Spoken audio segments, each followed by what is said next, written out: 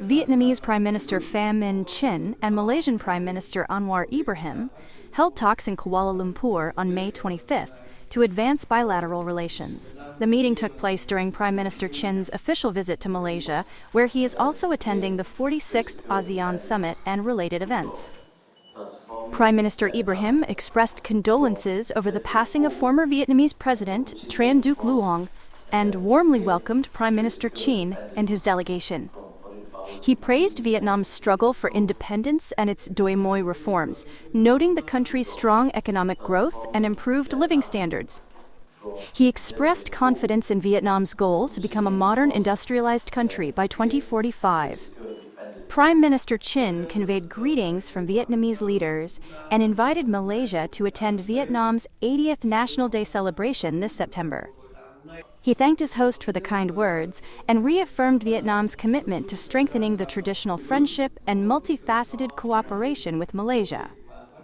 He emphasized that his visit aimed to boost the comprehensive strategic partnership and reaffirm both countries' commitment to sustainable development and regional peace. Prime Minister Chin highlighted Vietnam's focus on institutional reform, technological advancement, digital transformation, and private sector growth.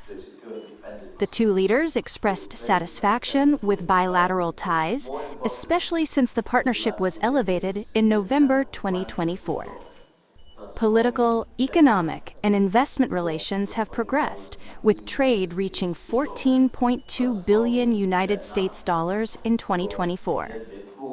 Malaysia remains among Vietnam's top 10 investors. They reviewed cooperation in defense, energy, education, science, tourism, labor, and people-to-people exchanges. New education agreements were signed during the visit. Looking ahead, both sides agreed to intensify high-level exchanges, implement cooperation mechanisms, and work toward balanced trade of $20 billion United States dollars by 2030.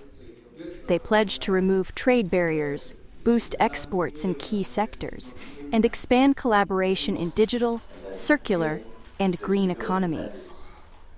Vietnam offered long-term rice supply and proposed halal cooperation.